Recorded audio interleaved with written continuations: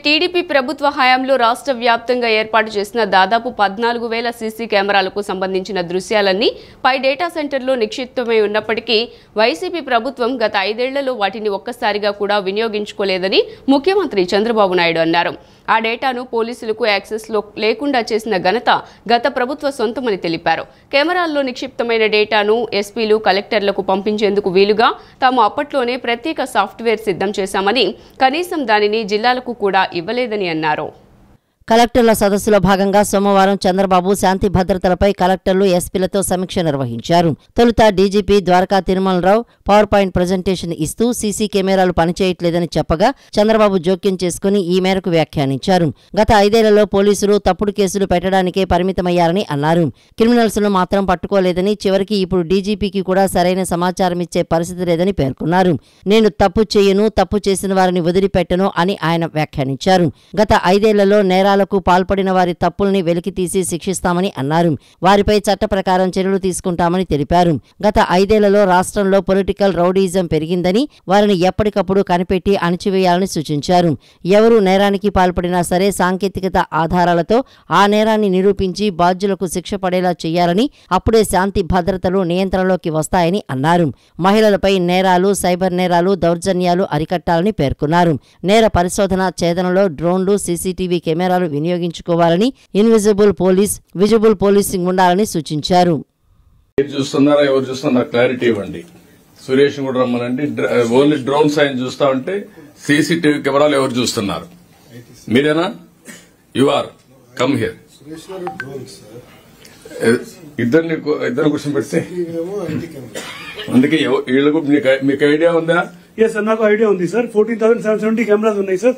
ఏ రకమైనటువంటి కెమెరాలు దేనికి వాడుకోగలుగుతాం అనేది కూడా స్టాటిస్టిక్స్ అంతా ఉంది సార్. డేటా కూడా వస్తా ఉంది కదా? సార్, వస్తా ఉంది. మెయింటైన్ చేస్తున్నారు కదా?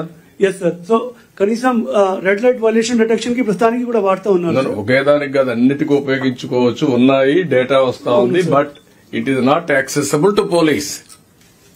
ఇట్ ఈస్ నాట్ యూజ్ లో లేదు. That is the beauty of this previous government. 14,000 కెమెరాలు పెట్టి 14,000 కెమెరాల్లో డేటా వస్తా ఉంటే ఉపయోగించుకోలేదంటే, నేను షార్ట్ టైమ్ లో 2 months లో ఇవన్నీ ఇన్వెస్టిగేట్ మాట్లాడుతూ ఉంటే నాకు ఐడియాస్ వస్తున్నాయి. వేర్ ఐ స్టార్టెడ్, చాలా సార్లు మీకు చెప్పాను. నేను స్టార్ట్ చేసినప్పుడు చాలా ఇనిషియేటివ్స్ ఉన్నాయి, అవన్నీ కూడా ఇంటిగ్రేట్ చేయండి అని. దాన్ని ఎట్ చేయాలని చెప్తాను నేను మీకు. మీరు అన్నట్టు లేవని కాదు, ఉన్నాయి, దాన్ని ఉపయోగించుకోలేదు అంతే.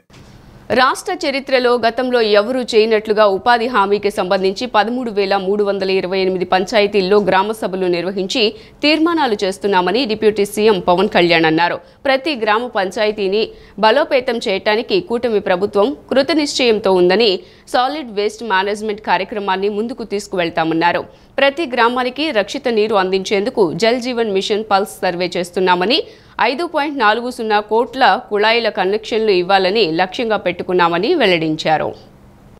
రాష్ట్ర స్థాయి కలెక్టర్ల సదస్సులో డిప్యూటీ సీఎం పవన్ కళ్యాణ్ మాట్లాడారు. గ్రామీణ రోడ్ల మరమ్మతులతో పాటు 4,721 కిలోమీటర్ల మేర గ్రామీణ రోడ్ల నిర్మాణానికి ప్రభుత్వం చర్యలు తీసుకుంటోందని, గుంటూరు, కర్నూలు, పశ్చిమ గోదావరి జిల్లాలో అటవీ ప్రాంతాన్ని పెంచుతామని, అటవీ సంరక్షణ చర్యలు తీసుకుంటామని అన్నారు.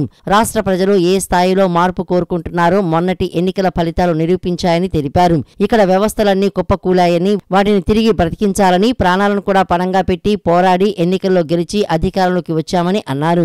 ముఖ్యమంత్రి మార్గదర్శకత్వంలో అందరం కలిసి రాష్ట్రాన్ని వికసిత్ ఆంధ్రప్రదేశ్ గా మార్చాలని అన్నారు. ముఖ్యమంత్రి చంద్రబాబు అనుభవజ్ఞులని, ఆయన అనుభవం, ఆయన దిశానిర్దేశం ఈ రాష్ట్రానికి మేలు చేస్తుందని అందరికీ తెలుసని పేర్కొన్నారు. తనకు చంద్రబాబు అంత అనుభవం లేదు కాబట్టి ఆయన నుంచి పాలనా దక్షత, పాలనా విషయాలను నేర్చుకునేందుకు సిద్ధంగా ఉన్న మంత్రివర్గ సహచరులను ఆయన నడిపిస్తారని అన్నారు. సివిల్ సర్వీసు తదితర అధికారుల ఆత్మగౌరవాన్ని, ఔన్నిత్యాన్ని కాపాడతామని, అంబేద్కర్ చెప్పినట్లు రాజ్యాంగం ఎంత గొప్పదైనా సరిగా అమలు చేయకపోతే ఫలితం ఉండదని, రాజ్యాంగం చెడ్డదైనా అమలు చేసే వ్యక్తుల వల్ల మంచి ఫలితాలు వస్తాయన్న విషయాన్ని గుర్తుపెట్టుకుని పనిచేయాలని సూచించారు. ఒకే రోజు రాష్ట్రం మొత్తం మీద ఇలాంటి ఎవరు చేయని విధంగా ఒక బృహత్తరమైన కార్యక్రమాన్ని చేపట్టబోతాం. ఒకే రోజు రాష్ట్రం మొత్తం మీద 13,326 గ్రామ పంచాయతీల్లో ఉపాధి హామీ పథకానికి సంబంధించి రాష్ట్ర చరిత్రలో ఇప్పటి వరకు ఎవరు చేయని విధంగా చిత్తశుద్ధితో గ్రామ సభలను ఏర్పాటు చేసి గ్రామ సభ రెజల్యూషన్స్ చేయడం జరుగుతుంది. ఇది గ్రామ పంచాయతీలను బలోపేతం చేసే దిశగా మా కూటమి ప్రభుత్వం అడుగులు వేస్తుండటానికి మొట్టమొదటి మహత్కార్యమే ఇందుకు నిదర్శనం. 2014-19 మధ్య కాలంలో సుమారు 10,000 గ్రామాల్లో ప్రారంభించిన సాలిడ్ వేస్ట్ మేనేజ్మెంట్ ప్రోగ్రామ్ ని ముందుకు తీసుకెళ్లాల్సిన అవసరం ఉంది. అలాగే పైలట్ బేసిస్ లో పిఠాపురం నియోజకవర్గంలో ఇన్నోవేటివ్ ప్రాక్టీసెస్ తో ప్రవేశపెట్టబోతున్నాం. గ్రే వాటర్ మేనేజ్మెంట్ మెథడ్ ద్వారా లిక్విడ్ వేస్ట్ మేనేజ్మెంట్ ని ప్రాపర్ గా డిస్పోజ్ చేయడంలో ఒక ప్రాధాన్యత ఇవ్వబడుతుంది. స్వచ్ఛ భారత్ మిషన్ మరియు ఇతర కార్యక్రమాల కింద నిర్మించిన ఇండివిజువల్ హౌస్ హోల్డ్ టాయిలెట్స్ ని ODF ప్లస్ చొరవ కింద మెయింటైన్ చేయబడతాయి. అలాగే హౌస్ హోల్డ్ లెవెల్లో సేఫ్ డ్రింకింగ్ వాటర్ అందించడానికి మేము JGM జల్ జీవన్ మిషన్ కింద ఆగస్టు 15, 2024 నాటికి పల్స్ సర్వే నిర్వహిస్తున్నాం. ఈ సంవత్సరం గ్రామ పంచాయతీల్లో 5,40,000 functional house hold tap connections అందించాలి. 5,40,00,000 functional house hold tap connections ని అందించాలని లక్ష్యంగా పెట్టుకున్నాం. అలాగే అదనంగా రూరల్ రోడ్స్ ఏవైతే పూర్ కండిషన్స్ లో ఉన్నాయో వాటికి ఇమీడియట్ గా రిపేర్స్ చేయాలి. అందుకుగాను ఈ ఆర్థిక సంవత్సరంలో 4,721 కిలోమీటర్ల మేర కొత్త రోడ్స్ ని ఏర్పాటు చేయడంతో ప్రభుత్వం అన్ని చర్యలు తీసుకుంటా ఉంది.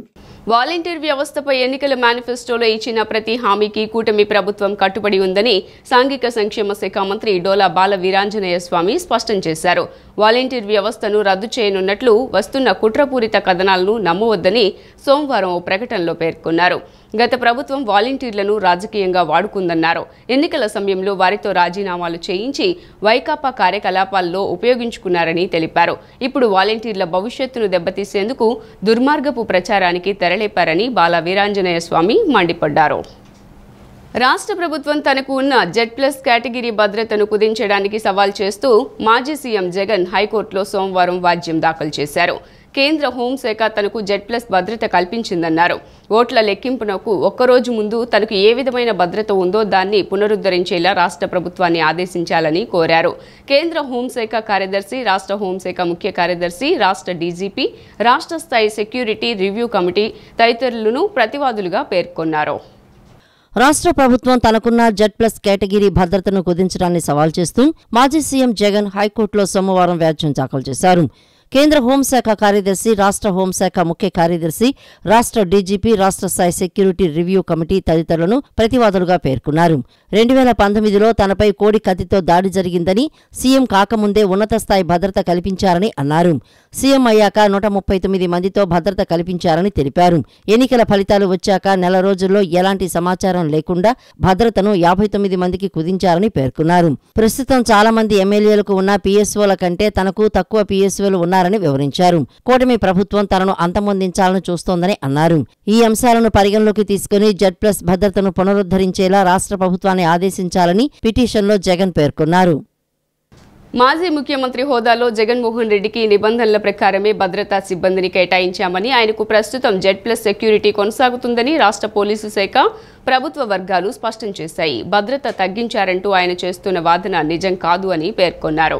చంద్రబాబు మాజీ ముఖ్యమంత్రిగా ఉన్నప్పుడు ఆయనకు ఎంత భద్రత కల్పించామో ఇప్పుడు జగన్కు అంతే భద్రత కొనసాగిస్తున్నామని పోలీసు శాఖ వివరించింది. తన భద్రతను తగ్గించేశారని, జూన్ 3 నాటికి తనకున్న భద్రతను పునరుద్ధరించాలని కోరుతూ జగన్ హైకోర్టులో పిటిషన్ దాఖలు చేసిన నేపథ్యంలో ఆయన వాదనలో వాస్తవం లేదని పోలీసు శాఖ తెలిపింది. జగన్ ముఖ్యమంత్రిగా కొనసాగిన సమయంలో ఆ హోదాలో అదనంగా కల్పించే భద్రత మాత్రమే తగ్గించామని అన్నారు. ప్రస్తుతం మాజీ సీఎం అయిన ఆయనకు ముఖ్యమంత్రికి కల్పించే భద్రత ఇవ్వడం కుదరదన్నారు. చంద్రబాబు మాజీ ముఖ్యమంత్రిగా ఉన్నప్పుడు ఆయనకు ఎంత భద్రత కల్పించామో ఇప్పుడు జగన్కు అంతే భద్రత కొనసాగిస్తున్నామని పోలీసు శాఖ వివరించింది. ప్రస్తుతం జగన్కు 58 మంది సిబ్బందితో భద్రత కల్పిస్తున్నామని, ఆయన ఇంటి వద్ద 10 మంది సాయుధ గార్డుల భద్రత ఉందని అన్నారు. షిఫ్టుకు 2 చొప్పున మొత్తం 6 PSOలు 24 గంటల పాటు ఆయనకు భద్రత కల్పిస్తారని తెలిపారు. మొత్తం 24 మంది సిబ్బందితో 2 ఎస్కార్ట్ బృందాలు నిరంతరం ఆయనతో ఉంటాయన్నారు. పగలు, రాత్రి కలిపి మొత్తం 5 వాచర్లను ఏర్పాటు చేశామని, ఇన్స్పెక్టర్ స్థాయి అధికారిని భద్రతా ఇన్ఛార్జిగా పెట్టామని అన్నారు. 3 షిఫ్టుల్లో పనిచేసేలా మొత్తం 6 ప్రిష్కర్లు, స్క్రీనర్లు నిరంతరం అందుబాటులో ఉండేలా 6 డ్రైవర్లను జగన్కు కేటాయించామని పోలీసు శాఖ వెల్లడించింది. చేనేత వస్త్రాలకు అంతర్జాతీయ స్థాయి మార్కెటింగ్ కల్పించే విధానాలను ప్రోత్సహించాలని అధికారులను ముఖ్యమంత్రి చంద్రబాబు ఆదేశించారు. మంగళగిరిలో టాటా తనీరా సంస్థ ఆధ్వర్యంలో చేపడుతున్న కార్యక్రమాల తరహా మోడల్ను రాష్ట్రంలో అమలు చేయాలని సూచించారు. ఈ నెల 7న చీరాలలో నిర్వహించే చేనేత దినోత్సవం కార్యక్రమంలో తాను పాల్గొంటానని వెల్లడించారు. ఇకపై ఏ కార్యక్రమాన్ని అయినా గ్రామీణ ప్రాంతాల్లో ప్రజల మధ్యనే నిర్వహించాలని సూచించారు. అక్టోబర్ 2న రాష్ట్ర ప్రభుత్వం 2047 విజన్ డాక్యుమెంట్ను విడుదల చేయనుందని, ప్రస్తుతం దీని పేరు వికసిత్ ఆంధ్రప్రదేశ్. ఎవరైనా ఇంకా మంచి పేర్లు సూచించవచ్చని ప్రణాళికా శాఖల ముఖ్య కార్యదర్శి పీయూష్ కుమార్ తెలిపారు. పేదరికం పోగొట్టడం, మౌలిక సౌకర్యాల అభివృద్ధి, వనరుల సమర్థ నిర్వహణ, ఈజ్ ఆఫ్ లివింగ్ అనే 4 అంశాలు ప్రధాన లక్ష్యంగా ఈ డాక్యుమెంట్ ఉంటుందన్నారు. అక్టోబర్ 2న రాష్ట్ర ప్రభుత్వం 2047 విజన్ డాక్యుమెంట్ను విడుదల చేయనుందని, ప్రతి జిల్లాలో 15% వృద్ధి సాధించడమే లక్ష్యమని ప్రణాళికా శాఖల ముఖ్య కార్యదర్శి పీయూష్ కుమార్ తెలిపారు. కలెక్టర్ల సదస్సులో ఆయన మాట్లాడుతూ ఈ నెల 6 నుంచి 8 వరకు ప్రభుత్వ కార్యదర్శులతో నీతి ఆయోగ్ అధికారులు సమావేశమవుతారని చెప్పారు. ఈ నెల 15లోపు విజన్ డాక్యుమెంట్కు సంబంధించిన అంశాలపై అధికారుల నుంచి సూచనలు, సలహాలు తీసుకుంటామన్నారు. ఈ డాక్యుమెంట్ సెప్టెంబర్ 15 వరకు ప్రజలకు అందుబాటులో ఉంచి వారి అభిప్రాయాలు తీసుకుంటామని తెలిపారు. అక్టోబర్ 2న సీఎం చంద్రబాబు తుది డాక్యుమెంట్ విడుదల చేస్తారని వెల్లడించారు. విజయవాడ ఇంద్రకీలాద్రిపై కొలువైన జగన్మాత దుర్గమ్మను తెలంగాణ రాష్ట్ర ఎలక్షన్ కమిషనర్ సి పార్థసారథి తన కుటుంబ సభ్యులతో కలిసి సోమవారం దర్శించుకున్నారు. దేవస్థాన అధికారులు వారికి ఆలయ మర్యాదలతో స్వాగతం పలికారు. అమ్మవారికి ప్రత్యేక పూజలు చేయించారు. ఆశీర్వచన మండపంలో వేద పండితులు ఆశీర్వచనం చేశారు. దేవస్థాన ఈవో రామారావు వారికి అమ్మవారి చిత్రపటం, శేషవస్త్రాలు, ప్రసాదాన్ని అందజేశారు. రాష్ట్రంలో 2 నెలలుగా అంబేద్కర్ రాజ్యాంగం బదులు నారా లోకేష్ ప్రకటించిన రెడ్ బుక్ రాజ్యాంగానికి లోబడి పరిపాలన సాగుతోందని మాజీ మంత్రి పేర్ని నాని మండిపడ్డారు. రాష్ట్రంలో కూటమి ప్రభుత్వం శాంతి భద్రతలను కాపాడే పోలీసులను కొత్త పోకడలతో నడిపించే పరిస్థితి కనిపిస్తోందని తెలిపారు. గతంలో ఎన్నడూ లేని పోకడలకు 2 నెలలుగా రాష్ట్రంలో చూస్తున్నామని తెలియజేశారు. తాడేపల్లిలోని వైఎస్ఆర్సీపీ కేంద్ర కార్యాలయంలో మంత్రి పేర్ని నాని మీడియాతో మాట్లాడారు. గతంలో యూపీ, బీహార్లో ఇలా ప్రభుత్వ ప్రేరేపిత హింసను చూశామని, ఇప్పుడు ఆ పరిస్థితి మన రాష్ట్రంలో నెలకొందన్నారు. పోలీసుల సమక్షంలోనే ఇదంతా జరుగుతోందని, చివరకు వారిపైన దాడులు జరుగుతున్నాయని అన్నారు. ఇంత జరుగుతూ ఉన్నా డిప్యూటీ సీఎం పవన్ కళ్యాణ్ నోరు మెదపటం లేదని ఆక్షేపించారు. నంద్యాల జిల్లా మహానంది మండలం సీతారాంపురంలో జరిగిన దారుణ హత్య అత్యంత హేయమని చెప్పారు. రాష్ట్రంలో రెడ్ బుక్ రాజ్యాంగాన్ని ఓ రిటైర్డ్ డీజీపీ, రిటైర్డ్ ఐజీ ఇద్దరూ కలిసి అమలు చేస్తున్నారని ఆరోపించారు. జగ్గయ్యపేటలో గంజిపల్లి శ్రీనివాస్పై పచ్చముక్కలో అత్యంత దారుణంగా దాడికి తెగబడ్డాయని, సీతారాంపురం హత్య ఘటనపై కూటమి ప్రభుత్వ పెద్దలు సిగ్గుపడాలన్నారు. ఇక వైఎస్ఆర్సీపీ అధికారంలోకి వచ్చిన వెంటనే అప్పటి కలెక్టర్లు, ఎస్పీల సమావేశంలో నాటి సీఎం జగన్ పార్టీలకు అతీతంగా అర్హతే ప్రామాణికంగా పథకాలు అమలు చేయాలని చెప్పారు. కానీ సోమవారం నాటి కలెక్టర్ల కాన్ఫరెన్స్లో రాజకీయ పార్టీ తరహాలోనే ప్రభుత్వాన్ని నడుపుతామని చంద్రబాబు చెప్పారు. ఎన్నికల హామీ గురించి ప్రస్తావించలేదని తెలియజేశారు. అంటే నిన్నే నయం కదరా బాబు, కాళ్ళు చేతులు నరికి వదిలేశారు. నిన్నే నయం కదరా బాబు, ఇల్లు తగలబెట్టి వదిలేశారు. నిన్నే నయం కదా, మొన్న నయం కదా, బుల్డోజర్లతో, జేసీబీలతో ఇల్లు పడేశారు. అట్లా రోజు రోజుకి హింస పెంచే పరిస్థితి, అంటే హింసలో కూడా ఆ స్కేల్ పెంచే పరిస్థితిలో ఇవాళ ఈ కూటమి ప్రభుత్వం తీసుకెళ్తున్న పరిస్థితి చూస్తుంటే, ప్రభుత్వ ప్రేరేపిత దాడులు కానీ, ప్రభుత్వ ప్రేరేపిత ఆస్తుల ధ్వంసం కానీ, హత్యలు కానీ పేటరేకపోతున్నటువంటి పరిస్థితులు మనం చూస్తున్నాం. ఈ రెడ్ బుక్ నియంత్రణలో పోలీసులు కూడా కూటమి రౌడీలతో అఘోరం పొందటం, Telugu Desam party, Janasena party, Bharatiya Janata party, ఈ 3 పార్టీ కార్యకర్తల యొక్క లేదా నాయకుల యొక్క వారి చేత పోలీసు వ్యవస్థ, పోలీసు యూనిఫామ్, కాకి యూనిఫామ్ అంతా కూడా అగౌరవం పొందటం, వైసీపీ సానుభూతి పరులు లేదా వైసీపీ కార్యకర్తలు లేదా వైఎస్ఆర్ కాంగ్రెస్ పార్టీ నాయకుల్ని వాళ్ళ మీద జరిగేటువంటి కూటమి ప్రభుత్వ ప్రేరేపిత హింసకి సాక్షులుగా నిలబడటం. పోలీసులందరూ కూడా వైఎస్ఆర్ కాంగ్రెస్ పార్టీ జగన్ మనుషుల పట్ల, జగన్ జెండా మోసేటువంటి మనుషుల మీద దాడులు గాని, హింస గాని, లేదా వాళ్ళ ఆస్తుల ధ్వంసం గాని, లేదా హత్యలు గాని జరుగుతుంటే ఆంధ్రప్రదేశ్ ప్రజల నుండి స్వీకరించిన అర్జీల సమస్యలకు శాశ్వత పరిష్కారం చూపినప్పుడే ప్రజా సమస్యల పరిష్కార వేదిక లక్ష్యం నెరవేరుతుందని జిల్లా అధికారులు ఈ విషయంపై ప్రత్యేక దృష్టి జిల్లా రెవెన్యూ అధికారి వల్లభనేని శ్రీనివాసరావు తెలిపారు. ప్రజల నుంచి స్వీకరించిన విజ్ఞప్తులను నిశితంగా పరిశీలించి నిర్దేశించిన గడువులోపు వాటికి శాశ్వత పరిష్కారం చూపాలన్నారు. నగరంలోని కలెక్టరేట్ పింగళి వెంకయ్య సమావేశ మందిరంలో జిల్లా రెవెన్యూ శాఖ అధికారి వి శ్రీనివాసరావు నేతృత్వంలో సోమవారం నిర్వహించిన ప్రజా సమస్యల పరిష్కార వేదికలో మొత్తం 140 ఆర్జీలు స్వీకరించారు. వీటిలో రెవెన్యూ శాఖకు అధికంగా 47 వినతి పత్రాలు అందాయి. మున్సిపల్కు 20, పంచాయతీరాజుకు 20, పోలీసుకు 14, ఏపీసీపీ, డీసీఎల్, డిఆర్డీఏ, డ్వామా, వైద్య, ఆరోగ్య, సర్వే శాఖలకు 3 సహకార, విభిన్న ప్రతిభావంతులు, విద్య, గృహ నిర్మాణం, రిజిస్ట్రేషన్ శాఖలకు 2, సాంఘిక సంక్షేమ, గురుకుల పాఠశాల, బీసీ సంక్షేమ సంఘం, పౌర సరఫరాలు, కళాశాల విద్య, ఉపాధి కల్పన, గ్రామ వార్డు సచివాలయాలు, ఐసీడీఎస్, జలవనరులు, ఆర్ఎన్డబ్ల్యూఎస్, సాంఘిక గిరిజన సంక్షేమ శాఖ, ఖజానా తదితర శాఖలకు ఒక్కొక్కటి చొప్పున అందాయి. ఆర్జీల్లో 61 ఆన్లైన్లో నమోదు చేయగా 79 నేరుగా స్వీకరించినట్లు డీఆర్ఓ తెలిపారు. జిల్లా అధికారులు వారి శాఖకు సంబంధించిన ఆర్జీల పరిష్కారంపై ప్రత్యేక దృష్టి పెట్టి పరిష్కరించడం ద్వారా ఆర్జీదారుల అభినందన అందుకోవడంతో పాటు ప్రభుత్వ లక్ష్యాన్ని నెరవేర్చిన వారవుతారని అన్నారు. క్షేత్రస్థాయి అధికారుల సమన్వయంతో ఆర్జీలను పరిష్కరించేందుకు చర్యలు తీసుకోవాలని పేర్కొన్నారు.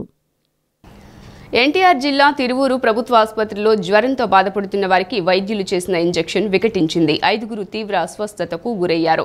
వీరిలో 2 పరిస్థితి విషమంగా ఉండటంతో విజయవాడ ప్రభుత్వ ఆసుపత్రికి తరలించారు. దీనిపై విచారించి సత్వరం వారికి మెరుగైన వైద్యం అందించాలని తిరువూరు ఎమ్మెల్యే శ్రీనివాసరావు వైద్యుల్ని ఆదేశించారు. తిరువూరు శాంతినగర్లో 3 రోజులుగా జ్వరంతో బాధపడుతున్న 5 సోమవారం తిరువూరు ప్రభుత్వాసుపత్రిలో చికిత్స కోసం వచ్చారు. వీరికి వైద్యులు రాంటెక్ ఇంజెక్షన్ ఇచ్చారు. కొద్దిసేపటికే వారు తీవ్ర అస్వస్థతలయ్యారు. కళ్లు తిరిగాయి, ఆయాసం, వాంతులతో బాధపడ్డారు. వారికి చేసిన ఇంజెక్షన్ వికటించడంతో ఈ పరిస్థితి ఏర్పడిందని గుర్తించిన వైద్యులు వెంటనే అత్యవసర చికిత్స చేశారు. 3 పరిస్థితి కుదుట పట్టడంతో అక్కడే చికిత్స కొనసాగిస్తున్నారు. ఆలీ, మొయిన్, షేక్, నాగుల్ మీరా పరిస్థితి విషమంగా ఉండటంతో విజయవాడ ప్రభుత్వాసుపత్రికి తరలించారు. ఇంజెక్షన్ వికటించడంతో 5 పరిస్థితి ప్రమాదకరంగా ఉందని, వీరిలో 2కి అత్యవసర చికిత్స అవసరమని గుర్తించి విజయవాడ తరలించామని ఆసుపత్రి వైద్యాధికారి గార్గయ్య చెప్పారు. దీనిపై విచారించి సత్వరం వారికి మెరుగైన వైద్యం అందించాలని తిరువూరు ఎమ్మెల్యే శ్రీనివాసరావు వైద్యుల్ని ఆదేశించారు. ఆసుపత్రిలో చికిత్స పొందుతున్న వారిని డిఎంహెచ్ఓ సుహాసిని పరామర్శించారు. బాధితులు ఉత్తరప్రదేశ్ నుంచి వచ్చి ఇక్కడ మగ్గం పనులు చేసుకుంటున్నారని అన్నారు.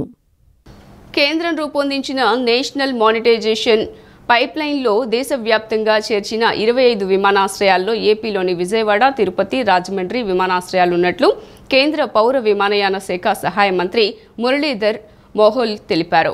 2022 నుంచి 2025 మధ్యకాలంలో లీజుకు ఇవ్వాలని గుర్తించిన వాటిలో ఇవి ఉన్నట్లు వెల్లడించారు.